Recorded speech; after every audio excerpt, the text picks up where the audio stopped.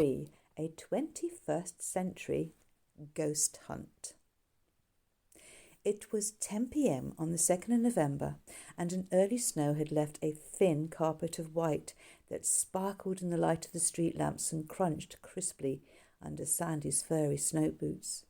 She trudged down the road, bundled up against the cold in woolly bobble hat, scarf, gloves, all knitted by her gran, snow boots and a puffer coat that was so big it practically drowned her. A little thrill of excitement flooded through her as she thought about the night ahead. Tonight, her class was doing a sponsored ghost hunt in an old theatre in town, and she and her friends had been planning ways to scare some of the other kids in their class. Her school bag had been emptied of books and pens and filled with snacks and a gruesome collection of grisly Halloween jokes that they had bought from Tam Shepherd's Magic and Joke Shop. She couldn't help but have a little giggle to herself as she thought about the plastic spiders, severed fingers, glow-in-the-dark skull and eyeballs they had bought. They would certainly get that snotty cow Charmaine screaming the place down. She looked back over her shoulder.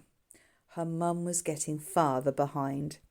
Hanging on to railings, hedges and lampposts, they were never going to get there at this rate. If only her mum hadn't dumped Mike, he could have driven them there. Sandy's mum had taken time off work so she could be a chaperone on the ghost hunt. She had offered to be a chaperone because Mr. Oakley, Sandy's history teacher, was going, and Sandy's mum had a big crush on him, hence the ridiculous high heels. There was no way Sandy's mum was going to let a man she fancied see her in a pair of dirty great snow boots. 5 minutes later, she walked through the school gates, her mother slipping and sliding along soon after. Sandy thought she looked ridiculous in her fake leopard fur coat, short skirt and heels, but judging by the expression on her history teacher's face, he didn't think the same. Great, Sandy thought to herself.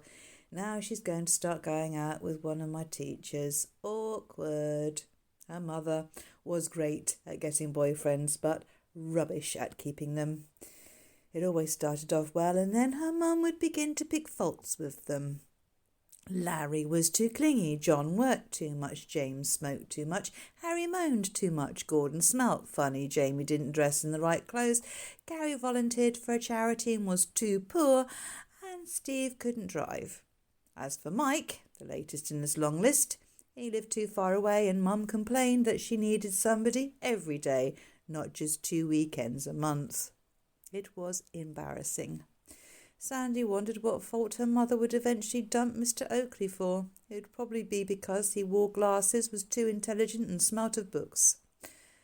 Mr. Oakley walked towards Sandy. "Hi, Sandy," he said, then looked past her towards the mother in the distance who was struggling up the path towards them. Mr. Oakley quickly dashed to her aid. So glad you could make it, Mrs. Macmillan," he said, offering Sandy's mum a strong arm to lean on. Sandy winced as she realised she wasn't the only one witnessing this mortifying display her mother and history teacher were making. As her mum clung onto his arm and every word he said, Chelsea and Charmaine, 2 girls Sandy hated most in the school, were holding on to each other's arms, looking into each other's eyes and mimicking the scene. "Oh, Mrs. Macmillan, you look so lovely in your little booties," Charmaine simpered. "Oh, Mr. Oakley, you're so big and strong," cooed Chelsea, in what Sandy thought was an impressive imitation of her mother. "Yeah, laugh it up, girls. I'll get my revenge later," she thought. Sandy stepped onto the bus and made her way past the already seated rabble. Chelsea stuck her foot out and Sandy tripped but didn't fall. "Oh, sorry, Aunt. I didn't see you there," she said with fake sympathy. Then she and Charmaine laughed. Aunt was what most of her schoolmates called her. She was the smallest in her school, even smaller than the smallest first years. It was infuriating. People treated her like a 6-year-old when she was 13 and probably the smartest in her whole year. Small was a family trait. Her mum was only 4'11" and always wore heels. Even her slippers had 3-inch heels. Finally, Sandy made it to the back of the bus, where her best friends Lucy and Michèle sat. Once everyone was settled and Mr. Oakley had read the riot act, "Don't touch anything, don't steal anything, don't set fire to anything, don't be cheeky, remember you're representing the school, blah, blah, blah," the bus pulled away, drove out of the school gates and began the 20-minute journey to the city centre, where the old haunted theatre waited with the promise of a terrifying night. At 10:30, the bus pulled up and parked in front of a 4-storey Victorian building which glowed in the light of 2 large lamps that flanked either side of an enormous front door. 16 school children, 2 teachers and 4 parent chaperones stepped off the bus and stood huddled together in the bitter November evening. "I don't see any kind of doorbell. How are we supposed to let anyone know we're here?" said Mrs. Ridgely, the drama teacher. "We're not entering this way. Follow me," Mr. Oakley said, trying his best to sound mysterious, and with Sandy's mum clinging on to his arm, he trudged around the corner of the building and disappeared into an alleyway. Chattering excitedly, the children followed their teacher up the alley to a set of open fire doors which spilled golden light onto the white snow. They followed each other one by one through the doors and up an ancient stone spiral staircase. At the top, the excited babble suddenly stopped. It was as if a cold hand had grasped the spine of every child, parent and teacher. The hair stood up on the back of every scarf-wrapped neck, and they held their breaths in anticipation. What lay beyond the set of modern fire doors? Mr. Oakley pulled open the double doors slowly and dramatically. They creaked eerily, causing one of the girls to squeal a little. Sandy couldn't tell, but she hoped it was Charmaine. Hanging on to each other in pairs, boys, girls, teachers and parents cautiously entered the old music hall and gasped in astonishment. It was as if they had literally stepped back in time. The empty auditorium looked like it had been abandoned years ago and left to decay. Dirty, stained yellow and brown paint was peeling in one corner of a high vaulted ceiling, revealing another layer underneath. A layer of decoration of dark blue speckled with gold stars like the night sky. Plaster had crumbled away in parts and exposed lath bones beneath. The floorboards creaked with every step, and above them a balcony curved in a horseshoe shape around 3 sides of the auditorium, with the ends of the horseshoe touching either side of an old proscenium arch which had once framed the acts on the stage below.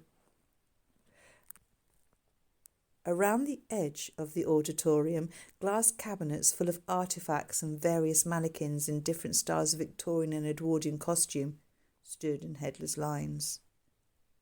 It smelt of ancient dust, was freezing cold and full of dark corners and gloomy shadows. To add to the atmosphere, as if it needed added to, the wind had suddenly picked up outside and now howled around the high arched windows, rattling the window panes and echoing through the hall like a moaning phantom. It was certainly fulfilling its spooky reputation. As they all filed through the doors, they were too busy looking around in bewildered amazement to notice a very old-fashioned-looking gentleman in a tweed 3-piece suit leaning against a piano in front of the stage.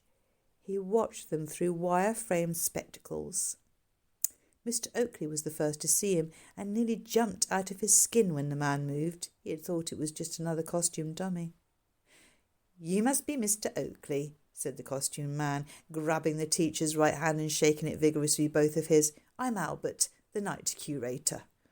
"Oh, hello. You took me a bit by surprise. I thought you were a ghost there for a moment," he said, chuckling nervously. "Thanks for letting us come in like this." "Not at all, Mr. Oakley, not at all. The ghosts here like a bit of fun, though I warn you now, they never do quite as you expect them to," said Albert, with a slightly malevolent smile. "Take a seat, make yourselves comfortable, and I'll tell you a little bit more about them." The sound of creaking chairs filled the auditorium as the party of ghost hunters settled themselves into their seats. Originally, this old theatre was called the Britannia Music Hall when it first opened in the late 1850s, but in the early 20th century it was renamed the Panopticon, he began, and it entertained the poorest people of Glasgow for nearly 80 years before the doors were finally closed in 1938 and the auditorium left empty, save for the ghosts. One of the boys at the back of the group made a "ooh" noise imitating the sound of a ghost. "Shut up, Sanj," Mr. Oakley snapped over his shoulder. The class settled back down and continued to listen, trying to ignore the cold as Albert described what the music hall was like in the Victorian days. He told them about some of the acts that had performed there, from singers and comedians to ventriloquists and animal acts. There had even been a flatulist who played tunes with his bottom. The whole class had laughed at this, except Charmaine, who proclaimed it as gross. In the early 20th century, Albert continued, Mr. Pickard, who was a showman, converted the attic above us into a rooftop carnival with all the latest amusements of the day, including waxwork figures, fortune-tellers, and a freak show. All sorts of strange wonders were exhibited upstairs, including a leprechaun and even a human spider. But Mr. Pickard did not stop at the attic. He also converted the basement into a zoo with 29 cages of birds, monkeys, bears, reptiles, and all manner of exotic beasts. Sandy couldn't help but feel sorry for the poor animals. She hated zoos, and the thought of keeping a bear in a basement was just horrible. It was because of all of these entertainments that Mr. Pickard renamed the building Panopticon. It comes from the Greek pan, meaning everything, and opti, meaning to see, and you could see everything from the attic to the basement for just one ticket price. It was the amusement park of its day. Next, he started talking about the ghosts, and 16 children, 2 teachers and 4 parents suddenly leaned forward in their creaky seats, hanging on to every word that Albert said. There are many ghosts in this old theatre. When it's quiet, that's when the building really seems to come to life. The piano plays itself. Sometimes the sound of children laughing or a man whistling drifts across the auditorium. A soldier is often seen sitting in the balcony, especially when a beautiful lady is on the stage. But the most frequently encountered ghost is a chimpanzee called Solomon. He likes to move things around, especially props and clothing. One minute it's there, and the next moment it has quite literally vanished. Solomon, known as Darwin's missing link, was the most popular attraction in the basement zoo, where he shared a cage with his wife, Betsy. The school party chuckled at the thought of a chimp being married. But today has seen the most unusual and inexplicable event of all, as we have truly received a message from beyond the grave. At this point, Albert stepped down off the stage and walked briskly up the aisle to the back of the music hall, where a cloth-covered object stood on a table. With a dramatic flourish, he pulled the cloth off and revealed what looked like an oversized old-fashioned camera. This is a magic lantern, Albert explained. Before the cinema experience you are used to today, people watched magic lantern shows where stories were related through pictures painted or printed onto glass slides and projected onto screens. This magic lantern belonged to none other than the famous author of Sherlock Holmes, Sir Arthur Conan Doyle. And not only that, but Sir Arthur Conan Doyle left it to the Britannia Panopticon in his will. The little audience didn't seem at all amazed by this revelation. Albert, perhaps reading their minds, continued. And with it came this note. Albert pulled an age-yellowed envelope from the interior pocket of his jacket, pushed his spectacles up his nose, unfolded the letter and read, July 7th, 1916. Dear Sir, you will think this an odd sort of bequest, but I can assure you this is no ordinary projector. It is imperative that this magic lantern be used on the night of the 2nd of November 2016, when children from Thornley Bank High School will be carrying out a ghost hunt in the Panopticon Music Hall. I cannot explain why, but it is vital that this wish be fulfilled. The future of us all depends upon it. I beg you not to take this request as a hoax and leave it in your trust to ensure that my final wish is granted. Yours sincerely, Arthur Conan Doyle. Albert pulled off his glasses and looked at the group of bewildered faces in front of him. "What's he talking about?" whispered Sandy, who had been updating her status as ghost hunting in an old theatre and hadn't been listening. "Albert Conan Doyle left the magic lantern thingy in his will, and it has to be used tonight or the world will end or something. Now put your phone away," her mother waspishly whispered back. "Well," the old man continued after briefly raising an eyebrow in the direction of Sandy and her mother, "I suggest we carry out his last wishes. What do you say?" A wave of noisy chatter rippled among the children and adults. He switched on the magic lantern and a beam of light hit the screen. Albert slid a wooden frame out from behind the lens and slotted in a square of painted glass. "This selection of magic lantern slides is called The Haunted House," he said, as a picture of an old mansion at night appeared. He showed slide after slide of the inside of an old haunted house, with ghostly figures standing on stairs, peeking through curtains, staring out from behind windows and appearing in the face of a large mantel clock. It wasn't the thrilling, spooktacular show they were expecting after the strange and intriguing way the magic lantern had been introduced. Sandy thought that people must have been more easily frightened in the olden days.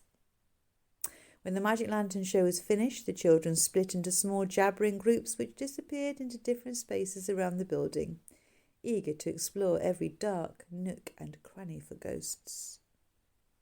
Sandy, Lucy and Michèle climbed the stairs to the attic to seek out the best places to hide their gruesome collection of pocket money surprises.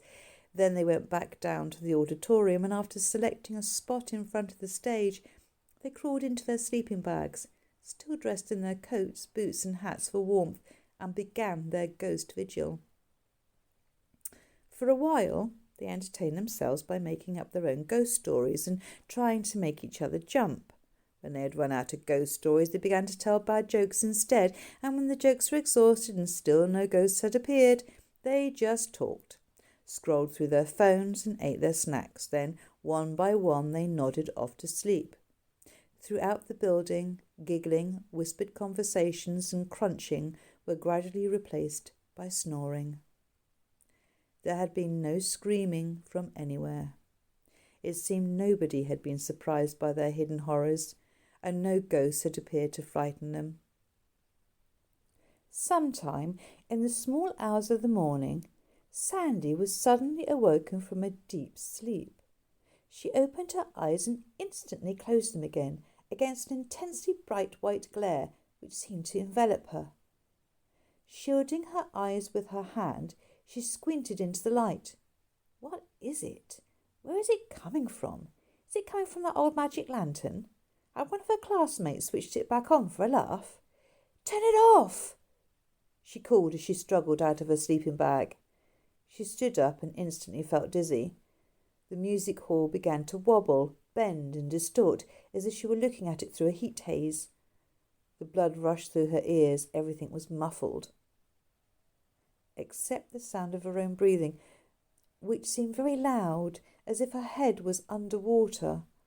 All the strength left her. Her legs buckled, and she felt herself fall with a sickening jolt, as though a trapdoor had suddenly opened beneath her. Had she fallen through a hole in the old theatre's floor? She seemed to plummet through what felt like an endless pit filled with the magic lantern's blinding white light, her arms flailing as she desperately reached out, grasping at the air, trying to find something to grab hold of, but there was nothing.